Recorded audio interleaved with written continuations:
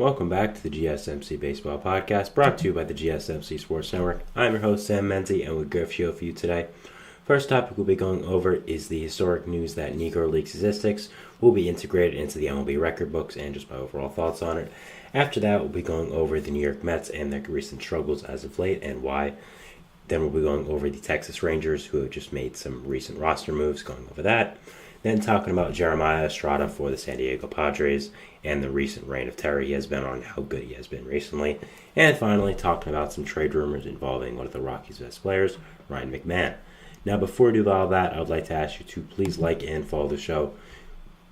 We do get a number of questions from viewers, so to ensure that your question does get read on the air, please use the link gsmcpodcast.net. It really does help the show, and it really does mean a lot, so thank you so much for that. And let's get into the show today. All right, so as I talked about, our first topic is going to be about the Negro Leagues and the groundbreaking news that their statistics from when they did play in the Negro Leagues are going to be incorporated now into the MLB record books. So now what this means is a player, let's say Josh Gibson, who you're seeing, if you're watching on stream currently, you see the graphics on the board.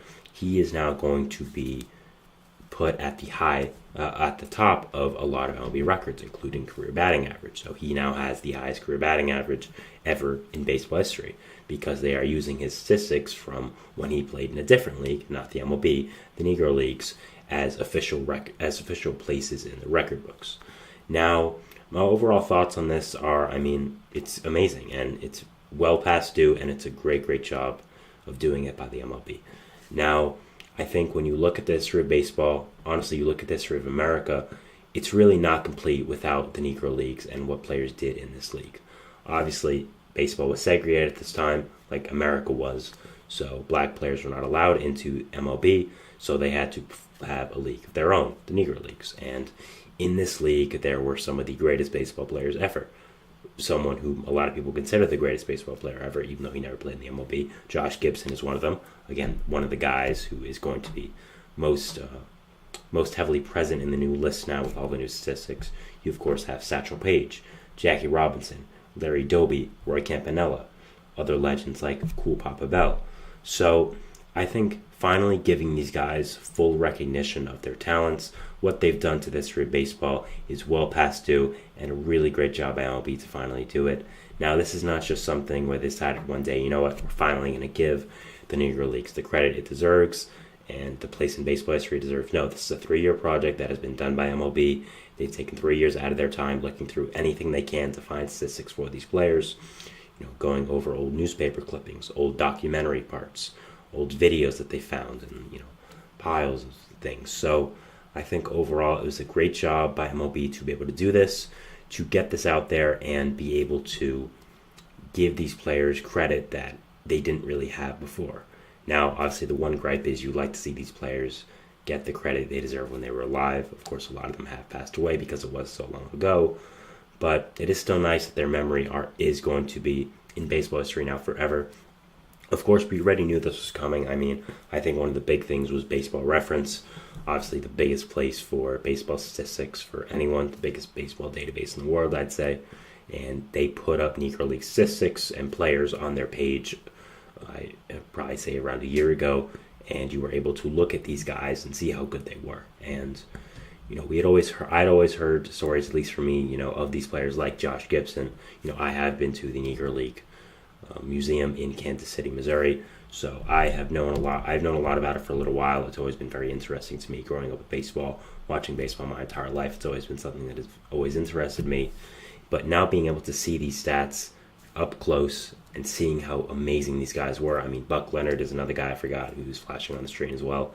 Of course, really all the guys there. Of course, if you're watching on stream again, anyone in yellow, that is the player who was part of the Negro Leagues and is new in this. So I'm very excited for these players and these families that they get to see their legacy be fully fulfilled on these types of lists and in baseball history forever. Again, a lot of them are already in the Hall of Fame, but it's nice seeing the records finally get the recognition they deserve. Now, some people might say, well, why, if they didn't play in the MLB, are they being remembered as MLB leaderboards? Why are we not doing that for the MPB or other leagues? Why is Ichiro not the all-time hit leader for everything? Because he is, when you combine Japanese and MLB stats. the thing that I don't think a lot of people realize is at this time that these guys were playing with Josh Gibson, Satchel Paige, again, Jackie Robinson, Cool Papa Bell, all these great black baseball players, Buck, I forgot his name, but yeah, Buck Leonard. The thing is, you could argue at this time the Negro Leagues was a better league talent-wise than the MLB, because half the players were being segregated, of course, because of the time we were in America. So a lot of people could argue that the better talent was in this league.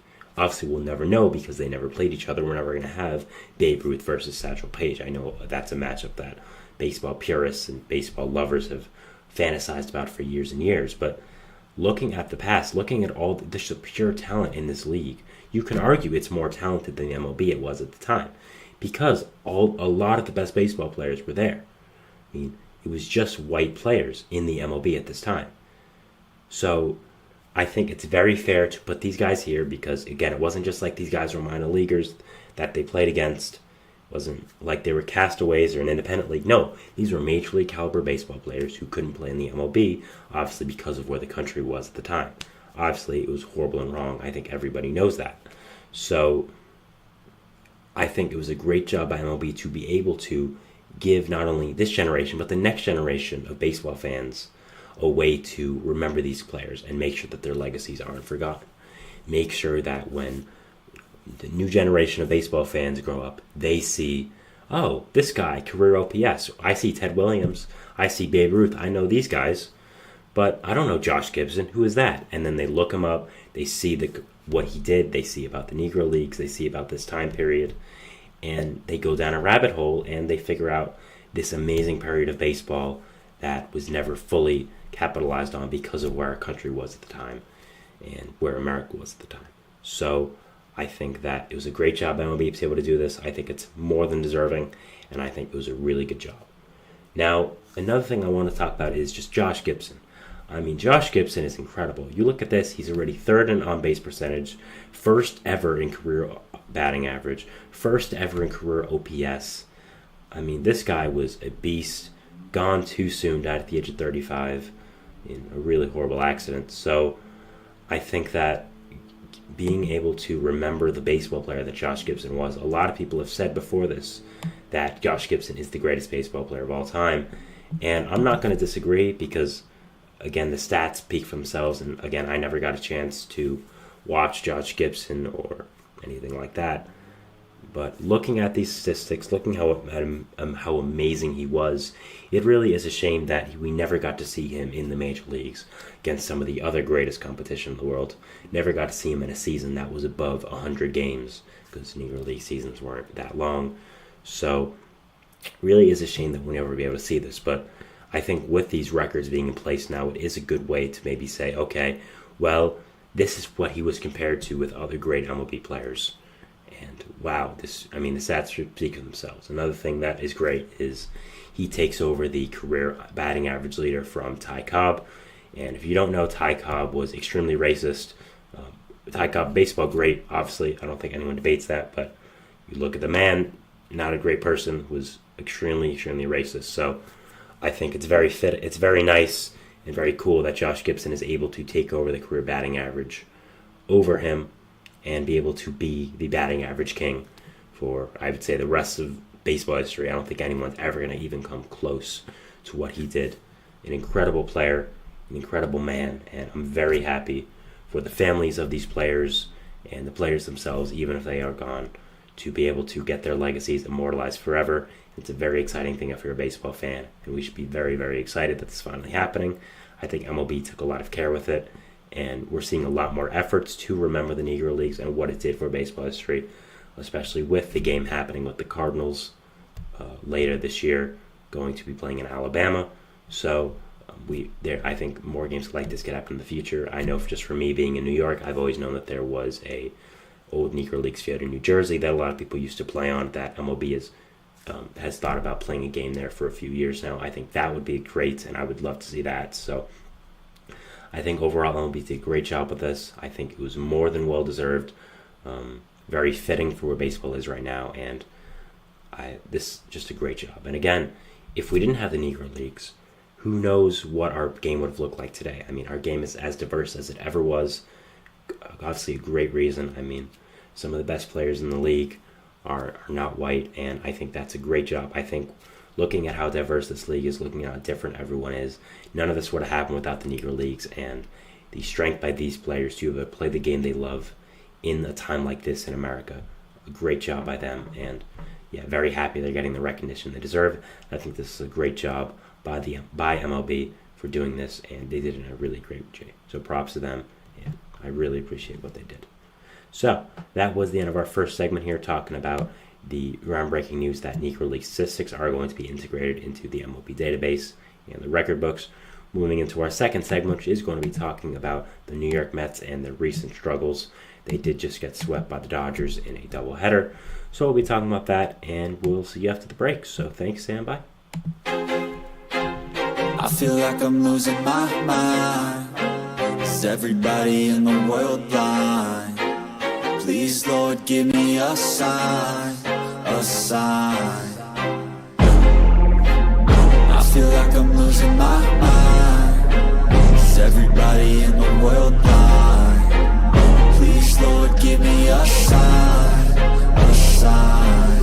I wanna be the greatest. Everybody on the fake shit. I look around and feel like everybody is the fakest. I make this every day and I'm impatient, hoping one day I blow up from the basement. Statement, the top is so vacant. I don't hear shit that I think is amazing. Waiting for my day when I'm playing sold out shows for 1,000 faces. Hey, give me that crown, get in my way and to be put down. It ain't your place, all this my town. If I want that shit, then I'll get it right now. I'm losing it, the noose it fits, I'm losing shit. A stupid myth, you choose to live or choose to dip. You choose to fight or lose your grip and lose a gift. I feel like I'm losing my mind. Is everybody in the world blind?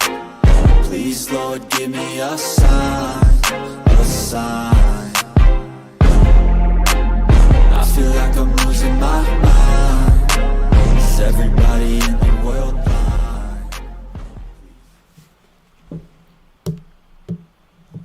And we're back here on the GSMC Baseball Podcast, bringing you our second segment. But before that, I'd like to ask you again to please like and follow the show. We do get a number of questions from viewers, so to ensure that your question does get read on the air, please use the link gsmcpodcast.net. It really does help the show, and it really does mean a lot, so thank you so much for that. And let's get into our second segment of the day. Now, our second segment of the day is going to be talking about the New York Mets and the recent struggles they have been having. So yeah, let's get straight into it. So now I am going to just start off by saying I am a big New York Mets fan. You see the jersey behind me. So so I'm going to try my best to compose myself when talking about this team, but it's hard because it's just so frustrating as a Mets fan, it really is. So the Mets are 2-8 in their last 10, and I think really a bigger indictment on them is they've looked bad. They have looked really, really bad. Now, I want to say that I was at the doubleheader yesterday for the Mets and the Dodgers, and just going to that game yesterday, it's really prevalent just how bad this team has been this year. They just look lifeless. They really were not doing much. It really was bad. And I think the problem with this Mets team isn't that you can point to one problem. It's that you can point to a few. I think the rotation's been underperforming, the bullpen's been bad, the lineup's been bad, and that's a really big worry. And one of the big worries I have with this Mets team is that I think one of the main reasons they're struggling is not because of bad signings, not because of bad process, not because of anything that is truly 100% fixable. It's that I think it's the stars. When you look at a baseball team, you think a team has a core, quote unquote. And if you're a Mets fan right now, I'd say you point to a few people as part of your core. You would say, okay, Francisco Alvarez, Pete Alonso, Jeff McNeil, Francisco Lindor, Brandon Nimmo, Starling Marte, Kodai Senga, Edwin Diaz. I would say those guys are a pretty big part of our core, and probably are the core. I think when you look at this Mets team, those are the guys you think of. Those are the guys you say, okay, they're the big parts of this Mets team. And when those guys are underperforming, it's going to have a big effect on your team. Now, let's first start off with Francisco Alvarez. He's hurt, had a freak injury, running the bases. I'm not going to give him flack for that. So, moving on to the way. Pete Alonso, has been good this year, but hasn't been as elite as he has been in the past few years. He also might not be a Met come July 31st. We'll have to see about that. After that, we have Jack McNeil. McNeil has been horrible for 2 seasons now. He only provides one thing, and that's hitting for contact. He has not done that. He's been really, really bad. I'm thinking this might be the last year of him in a Mets uniform. He has really underperformed since signing that contract extension. Has really been bad. So that's a part of it. Francisco Lindor. Francisco Lindor is my favorite player of all time. I loved him back when he was at Cleveland. When the Mets traded for him back in 2020, I jumped out of 2021. I jumped out of my chair and I ran around my house for 20 minutes. But the way he is performing this year is unacceptable. Yes, he's one of the best defenders in the whole league. That brings a lot of value to him. Yes, his WAR is great, but his weighted runs created plus is under 100. He's not hitting the ball well. And when you're getting paid what he's getting paid, that's a reality of the situation. You have to hit the ball better than what he's doing. Yes, he brings a lot of value. Yes, he's having a fine season. But you cannot hit as badly as he is hitting currently with this team and expect to just get away with it. He is one of the biggest reasons I'd say this team right now is underperforming. Is it the biggest? Probably not. But you cannot hit the ways he is hitting and expect to just have fans gloss over it. It's unacceptable and he needs to hit better. I think that's one of the first biggest problems of this Mets team. Because it's not like we can just move Lindor. It's not like that was someone we signed to a 1-year contract and said, if it worked, we hope it works out, but if it doesn't, we can move on. He's here for 7 more years. If he continues to hit like this, the Mets are going to have a big problem. Next, you have Brandon Nimmo. Brandon Nimmo's been great. I have no problems with Brandon Nimmo whatsoever. Starling Marte, not really a big part of the core, I'd say, but still a really good player. He's underperforming, not really hitting that well. He's hitting fine, but not really what you want for a player of his caliber when he is healthy. We don't know if he's healthy, but still. Kodai Senga, he is hurt.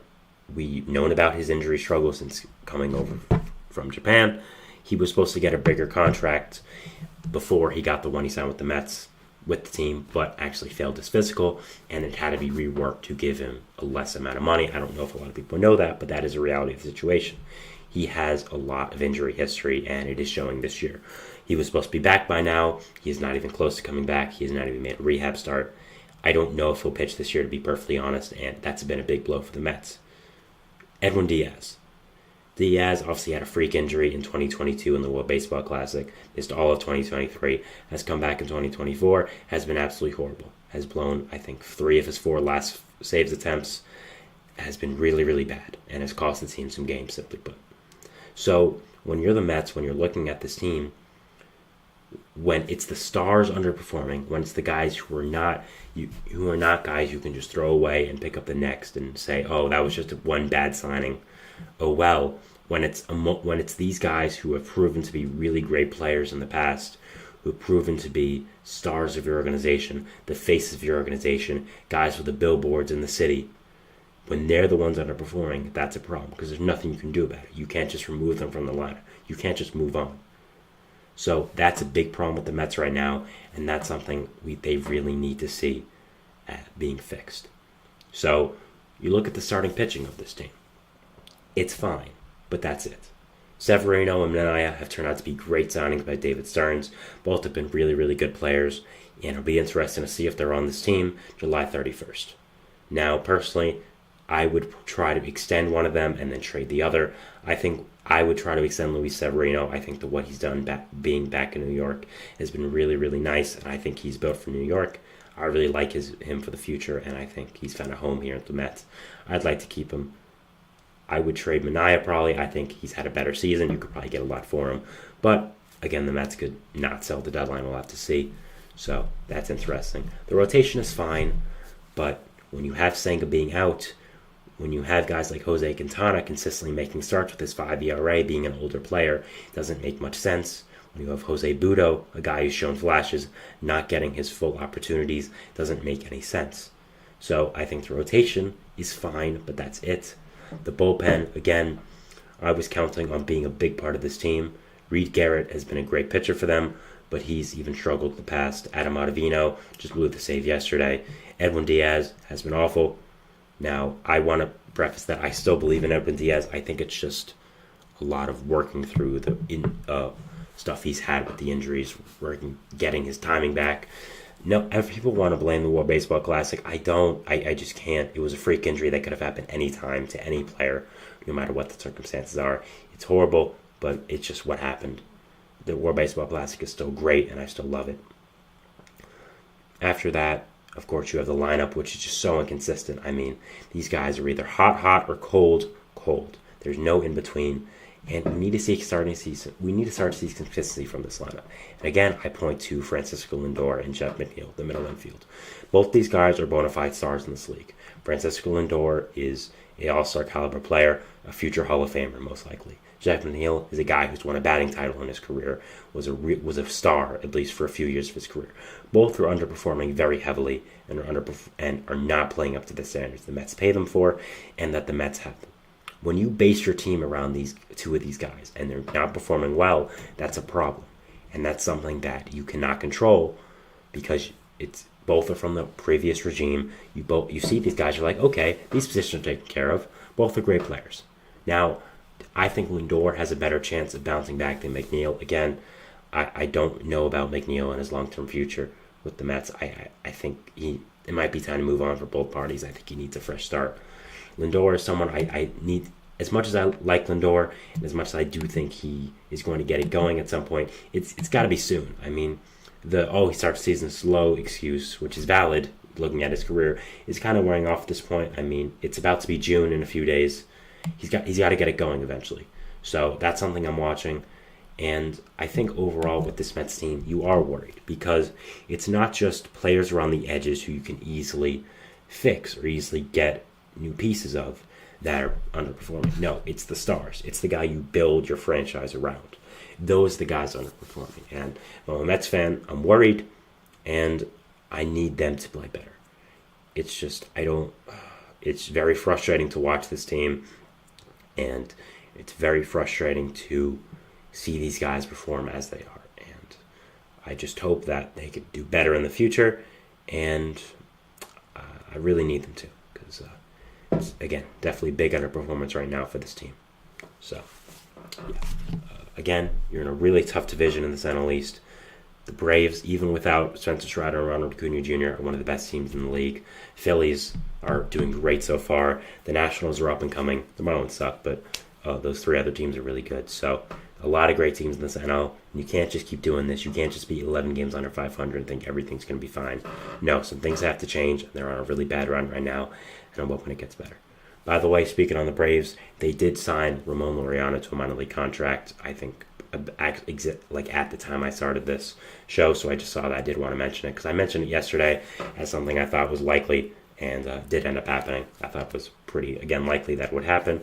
Good fit for both player and team, and just wanted to mention that. So, yeah, that is the end of our second segment here, talking about the New York Mets and their struggles and what could potentially be done to help them out. We're going into our third segment, which is going to be talking about the Texas Rangers. They have recently made some roster moves, and I did want to talk about them and the effect that it is going to have on their team. So, yeah, we'll talk about that, and we'll see you after the break. So, thanks, and bye. Looking for your daily fix of sports talk without having to pay for it? GSMC Sports Network is available on YouTube. Just search GSMC Sports Network. Get your fix of daily sports talk shows on YouTube, absolutely free. NFL, college football, NBA, MLB, MMA, UFC, fantasy football, and so much more. GSMC Sports Network has shows running all day long, with new sports shows starting every 2 hours. Just like on your favorite cable sports channel, except GSMC Sports Network is absolutely free. Just search GSMC Sports Network on YouTube to catch one of your new favorite shows, like the GSMC College Football Podcast, Chip Shot Football Podcast, Hoops and Heels Women's Sports Podcast, GSMC Basketball Podcast, and so many more. Check it out for yourself. GSMC Sports Network, now available on YouTube absolutely free. Search GSMC Sports Network on YouTube right now.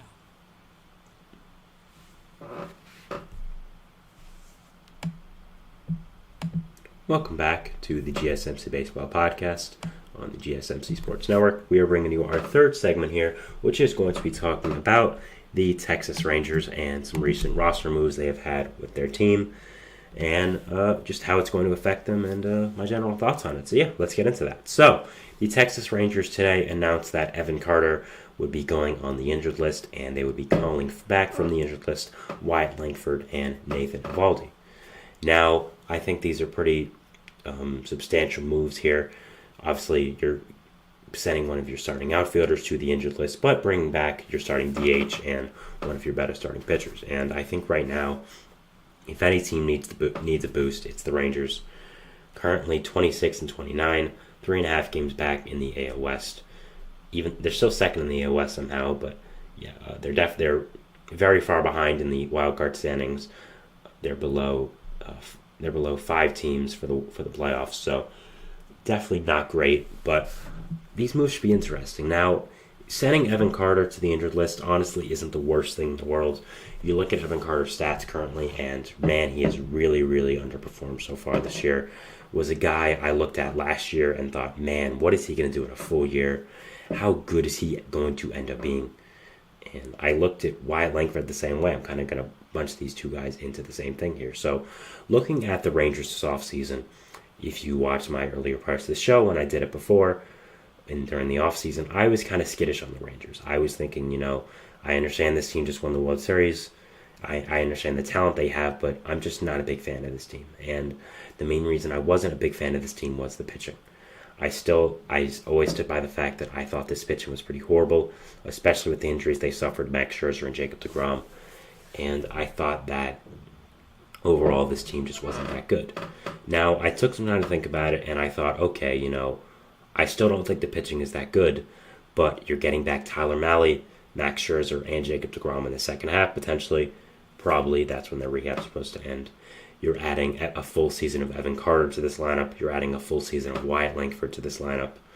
I think that even though their pitching is really bad, their hitting is going to help overcome that, and then in the second half, they're going to get a lot of players back. That was my thought process when I put the Rangers into the playoffs, and I thought they would be a good team. Now, if I knew that Wyatt Langford was going to struggle this much, and I knew Evan Carter was going to struggle this much, I definitely wouldn't have done that. They were the main big reasons why I had this team in the playoffs, and I think currently with them underperforming so much right now, both of them, it is the big reason why the Rangers are underperforming so much right now. I mean, Evan Carter has really not done good this year. Wyatt Langford has done bad. Obviously, he's coming back, so hopefully you can see something different with that. But yeah, I think that's really affecting the Rangers right now, and it really is a big impact on this team. Now, again, I think Evan Carter going the IL isn't the worst thing in the world. He gets some time off, gets a breather, gets a look at the game on the bench, just gets to see the game in slow motion, really, quote unquote. I know for a lot of players who struggle, that really helps them just watching the game, seeing other plays going about it. And Evan Carter is an outstanding player, extremely talented, and I don't think he should struggle for much longer. I think that he is going to end up becoming the Evan Carter of last year, becoming the Evan Carter that was so highly sought after as a prospect. So I think that is good. And Wyatt Langford, really the same thing. Langford was a guy I talked about a lot on my show before in the offseason and spring training. If you watch my show, then you know about it. I mean, I made a million videos on them, or made a million, or mentioned Wyatt Langford a million times over the course of my show. I thought his bat was amazing, and I thought he was a Mike Trout level prospect. I still stand by that, but this year he has not done as well as I thought.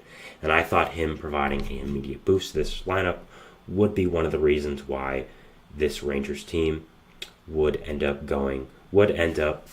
becoming really good. Sorry, we actually have some breaking news in the middle of this, so I'll actually just talk about that really quickly. This does not really happen much. We just talked about it. Edwin Diaz has been placed on the 15-day IL for the Mets with a right shoulder impingement.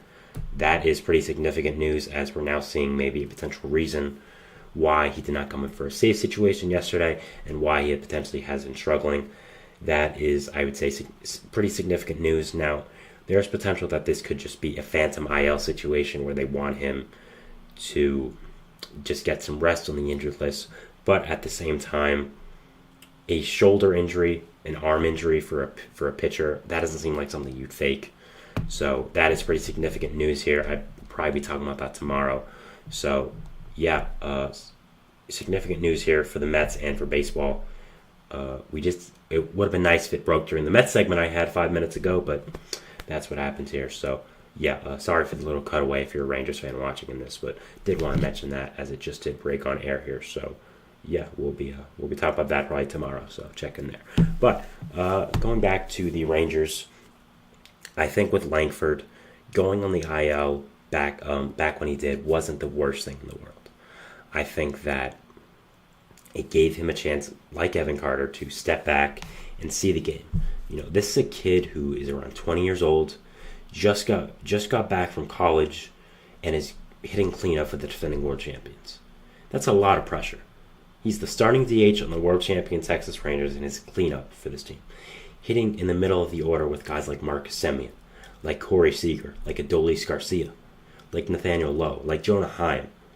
That's a lot of pressure on him, and I think it might have got to him.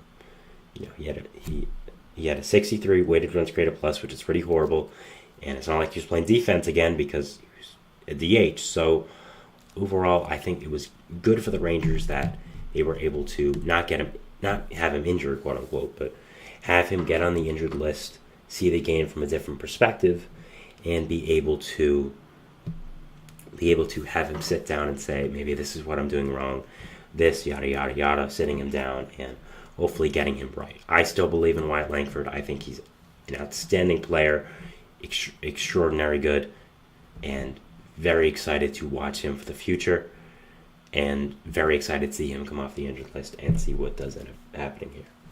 Now, going to Nathan Eovaldi, I think getting him back is great. The Rangers rotation has struggled a little bit these past few weeks, especially with Eovaldi on the injured list, so getting him back is a really great thing. I think it solidifies the rotation more. You should get potentially Max Scherzer and Jacob deGrom back maybe in the next month or two, and that is really going to end up helping this team. So, yeah, I think overall the Rangers rotation is looking up. A lot of depth is coming back to you, and if I'm a Rangers fan, I'd be excited about where this team is going, especially if you can get these two guys, deGrom and Scherzer, back with Eovaldi and get this overall team going. So, yeah, if I'm overall looking at this Rangers team, though, it's going to be a tough road from here. Again, you have a lot of players coming back, but you're ready for games behind the Mariners, and there's a lot of teams in the AL for the wild card.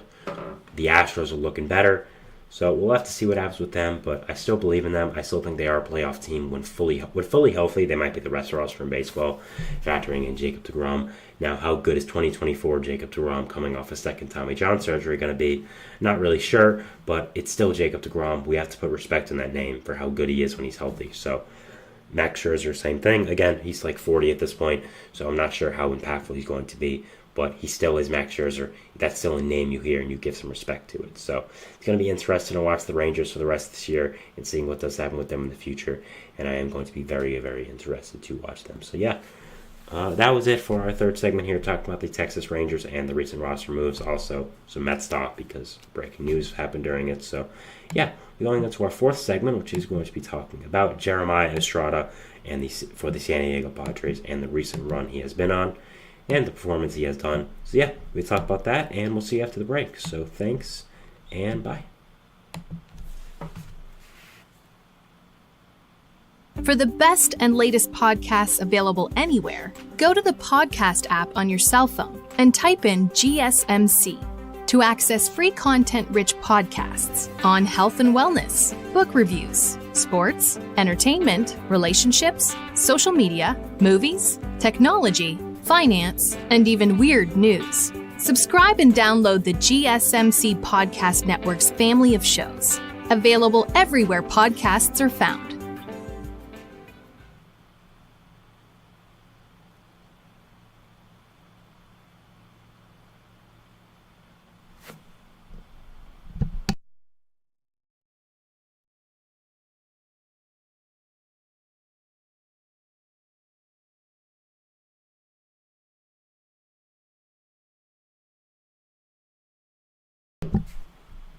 And we're back here on the GSMC Baseball Podcast, bringing you our fourth segment, which is going to be talking about Jeremiah Estrada for the San Diego Padres and his overall performance so far for the San Diego Padres.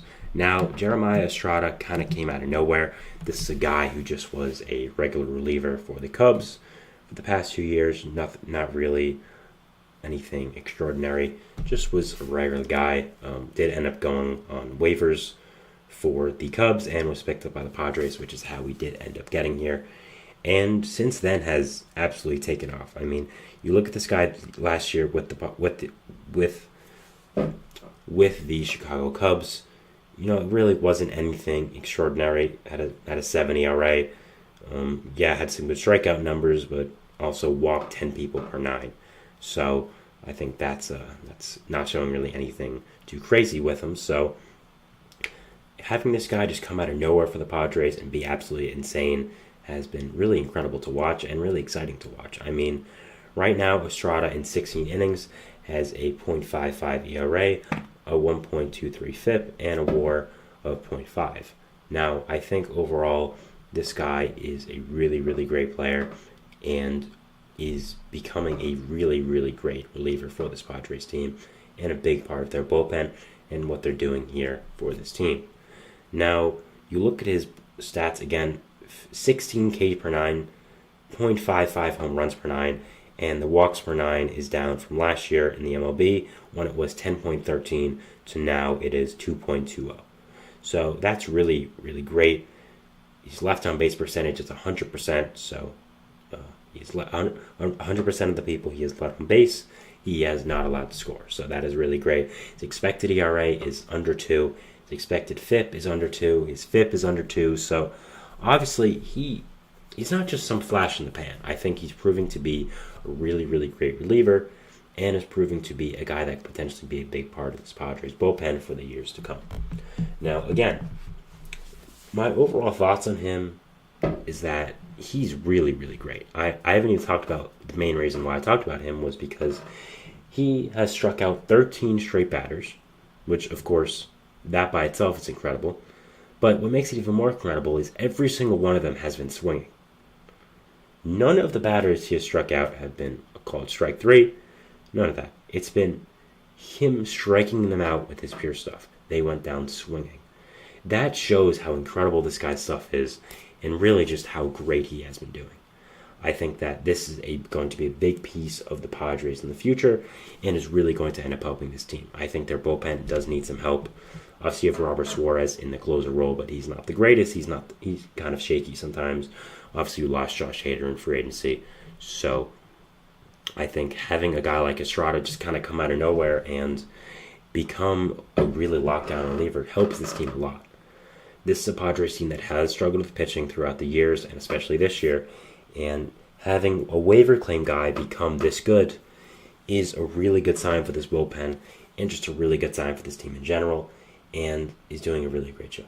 Now, I think we see this a lot in baseball nowadays, though, kind of people like a Jeremiah Estrada, a waiver claim out of nowhere from a team that sees something in a player, finally harnesses it, and finally gets it out of them and gets them to their potential.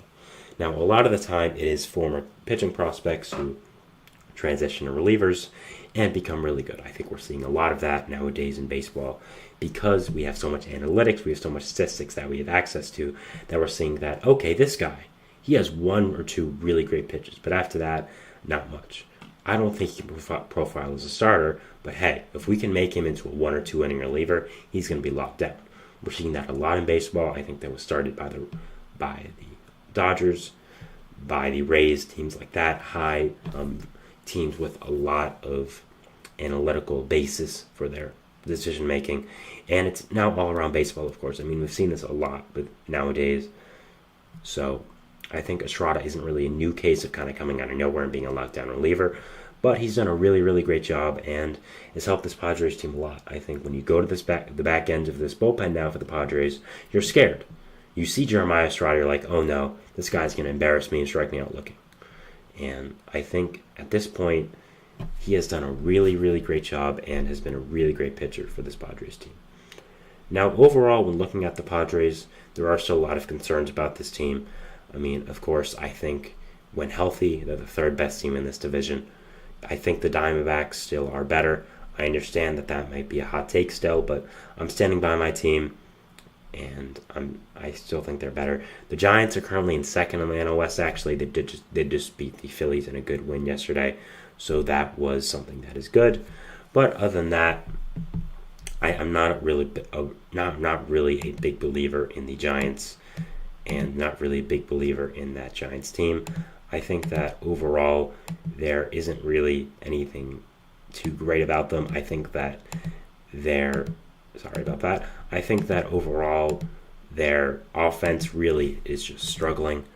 I think that this team really is just too up and down for their own good. I'm not really a big fan of this Giants team, to be perfectly honest. And I think the Padres are better. I think the Diamondbacks are better. The Diamondbacks have been hit hard with injuries, which is, I think, the main reason why they're not doing great. So, yeah, if I'm a Padres fan right now, I still have a lot of concerns about my team, and I still have a lot of things I'm worried about. And looking at the scope of the NL, I think there are a lot of teams better than you. Phillies, Braves, Brewers, Cubs, Dodgers, potentially Diamondbacks. So there's a lot of teams going to be fighting for that sixth spot, and will it end up being the Padres? I don't know. There's a lot of young talent on this team, yes, but at the same time, how great are these guys going to end up performing, and how great are they going to end up being for this Padres team? It's going to be something very interesting to watch, and something very interesting to see overall. So, yeah. But overall, on Estrada, very exciting for him. I'm always excited when a guy who kind of maybe he's hit the wall for his career has found a new way of lengthening his career and becoming a great player again. So very happy for him. I think he's done a great job with the Padres and has been a really, really good player. So props to him, and props to the Padres for knowing what to do with him. I think that's another thing here, is that it's not just the player, it's going to the right organization. And the Padres obviously knew what they were doing with him when they utilized him. They saw he had great stuff, saw his good fastball, saw his off speed, thought, we can make something out of this guy. We can do something with him. And again, they did a really good job. And I know they get a lot of flack for people who think they run themselves and only the show team trading for every star, but they did the little things right, and this is one of those things nowadays in baseball. Props to them. Really good job. And yeah, very excited to see Estrada's future. I think he can end up being one of the best relievers in baseball. I think he's shown that, and really, really excited to watch him, and really, really excited to see what can end up happening here for him and for this Padres team overall. Yeah, very, very exciting to see, and a really interesting storyline as we go into the rest of the season. So yeah, that is our fourth segment here, talking about Jeremiah Estrada for the San Diego Padres. Moving into our fifth and final segment, which is going to be talking about Ryan McMahon and some trade rumors that have currently happened with him and the Colorado Rockies. So yeah, we'll be going over that, and we'll see you after the break. So thanks, and bye.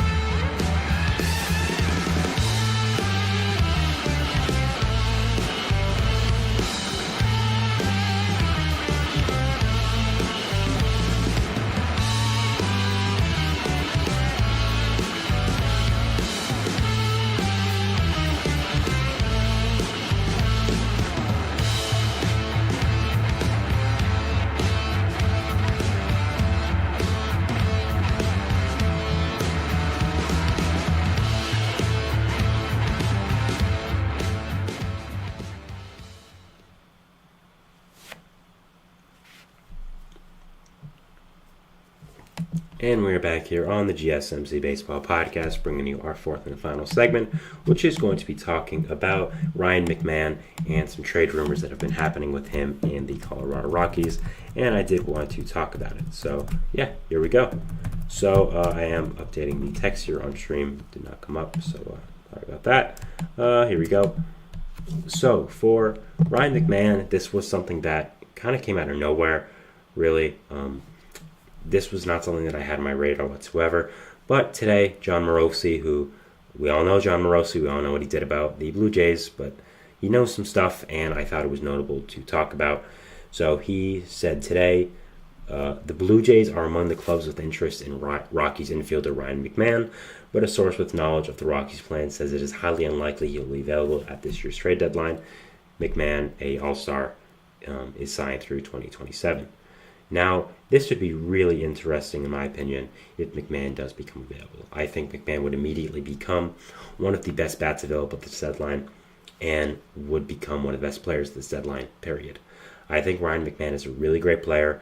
I think that he is a guy that a lot of teams would love to have, and it would become very, very interesting to see if he does end up becoming available. Now, McMahon has really had a breakout season this year, hitting really, really well for the Rockies and doing a really great job there, becoming a source of light for this team. Now, when I did my Friday Power Rankings a few weeks back, I had the graphics, and for negatives for the Rockies, I believe I put everything, and then positives, Ryan McMahon. So that shows you pretty much he is kind of the only guiding light for the Rockies right now. If you're a Rockies fan, kind of the only place, kind of the only part where you can see, okay, well, we have something going for us, I guess, right?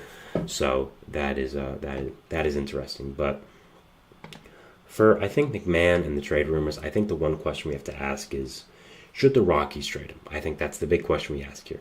If you're the Rockies, do you trade McMahon? Now, there's positives and there's negatives to this. Now, the positives to this, you'd be getting a haul back. I really do think you would. McMahon has become a really good player these past few years. He's under control for 3 or 4 more years and has versatility, can play really second, first, or third in the infield. Then can also play some outfield if needed. I don't think he should, but he can, I believe.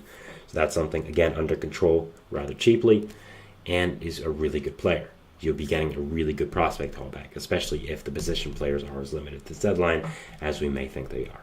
Right now, it seems like Pete Alonso might be the biggest one, and he's only a first baseman. So, now the negatives are, you're trading possibly your only good player. And is our prospects worth that? Now, people might say, well, the Rockies are so deep into this rebuild that they might as well. Now, I would kind of agree with that way of saying, I'm not saying they should trade him, but I'm saying, you're so deep in this rebuild, you might as well. You have really no other good players. Maybe get something for the one good one you have. But I think the Rockies would say, we're building a core here. We have Adel Amador, who's come up. Jordan Beck, who's come up. We have Ezekiel Tovar, who we extended. We have some good players coming up through the ranks. And I think that the Rockies at least have a vision than before, which is something. The Rockies at least have a vision for their organization, which is something they did not have before, which I'll say, props to them. But the future still isn't that bright for them. I'll just say that. I mean, yeah, not looking great. But I think the question is, if you're the Rockies, do you trade McMahon? I think that the correct course of plan from a Rockies executive is you shop McMahon. You don't actively want to trade him, but if someone calls on him, you say, yeah, we're open. Tell us what you want. And I think if someone offers the equal package, you don't take it. But if someone offers a package that is better than what you think McMahon's value is, I do think you take it. Because I don't think you should be looking to trade him, but I also don't think any single person should be untouchable for this Rockies team. If they can trade Nolan Arenado and give away $50 million cash, they can trade anyone on this team. So if I'm a Rockies fan, that's what I'm thinking about right now for Ryan McMahon. Could potentially he be traded? We'll have to see. And I think it would be interesting. I think I did have a few fits for McMahon. First one I, of course, have is the Blue Jays, as we mentioned in the John Morosi tweet. And what kind of started all this, I think that the Blue Jays are a very strong fit for McMahon. I think second base is a position of need that they have had for a little bit, kind of filling in some players that for the past few years that have not been the greatest. And I think aren't the best. Hello to Kelsley in the comments. Hi. I think that getting McMahon would become a really good player for this infield and would really solidify the second base position that I believe the Blue Jays have had a need at for a little bit now. I think that overall he'll be a good fit for them. I think they have a prospect capital to end up trading for him, and him being under control would also help their long-term future. the thing with the Blue Jays is, I've talked about it a few times, I'm not sure if the Blue Jays are going to be buyers at this deadline. I think the Blue Jays have a real chance to blow up this team and kind of go towards more of a retooling or a rebuild period. I think their core is kind of stuck right now, and I'm not sure Ryan McMahon is the guy to end up getting your core out of that. I think you need more of a significant star. You tried trading for Juan Soto, you tried signing Shohei Ohtani. Obviously, those are the stars I think you should be looking for, but I'm not sure anyone is on the market of that caliber. So I don't know if McMahon is the guy you should be trading for right now when the organization's at the way that it is at. The Pirates. I think that the Pirates are a really good fit for McMahon that not a lot of people are talking about. Yes, they have some middle infield depth, so McMahon would potentially be blocking some people, most notably Tamar Johnson. But I think the Pirates need another power bat in this lineup, need a younger power bat, and I think with McMahon's control, I think it could be a really good fit. I've talked about how I think if they can sign a star position player this offseason, I think that it would be a really good fit for this team and really propel them. I don't know if trading for McMahon constitutes the same thing, but he's a really good player, and I think he could end up being a really good fit in this lineup and this team. And I would definitely be interested to see if the Pirates do end up looking towards getting one of these big stars to the deadline, like a McMahon, who they would have control of, or maybe even a Pete Alonso, who they could potentially re-sign in the offseason. So I think McMahon could be a good fit for the Pirates. And the last one, of course, is the New York Yankees. I think this is really clear, and I think if McMahon does get traded, the Yankees will be at the forefront. Lefty swing helps at the Yankee Stadium, of course, provides versatility, what the Yankees need right now. The Yankees have a clear need to third base, I'd say, with DJ LeMahieu being kind of iffy, being on the injured list right now. Another thing is first base. That's definitely a need. You have Anthony Rizzo there, who has been not doing great this season, to put it rather nicely. He has not been doing that good, and I think he might be a DFA candidate come soon. And trading for a guy like McMahon would solidify that first base position. Whether you put McMahon at third, whether you put DJ first, you're just adding another bat that is a clear upgrade over Rizzo, and is again under cheap control for the next few years. And I think with the Yankees payroll situation, trying to re-sign Juan Soto, which you obviously will, having all these other contracts on your books, like Judge, like Carlos Rodon, like Cole, of course, like Stanton. You might even extend Anthony Volpe soon. So I think getting a player of McMahon's caliber who's really good on a contract like this that is rather cheap, I think could be a really good fit for this Yankees team, and would be a really good decision. So I think those teams could potentially look to trade for McMahon. Again, this is very preliminary. We're not sure what could happen with McMahon, and this is just something I did want to mention because I thought it was interesting. By the way, to the comments, yes, the Yankees are very dangerous. I agree with you. I do think the Yankees are one of the best teams in this league this year. I would definitely agree with that. Even without Garrett Cole, they have really surprised me with this pitching rotation. They've done a really good job, and they've been a really good team this year, so props to them. So I think McMahon being traded could be a fascinating development and could really spice up things this year's deadline. I think he's a really good player and is a really team-friendly contract for another team that does trade for him. So yeah, very interesting to see what could happen here with that, and it would be definitely something I talk about close to the trade deadline, and I think all of these teams could potentially be fits for McMahon. So yeah, that is it for the show today, guys. I want to thank you so much for watching. Remember to subscribe to the notification bell to not only get notified when I upload, but when all the other great content creators on this channel do. We invite you to follow us on Facebook, Twitter, TikTok, Instagram for more content and updates. Thank you so much for watching, guys. It's a great day outside. Enjoy it. I'll see you tomorrow, and we'll see if baseball throws at us tomorrow. Thanks, guys, and bye.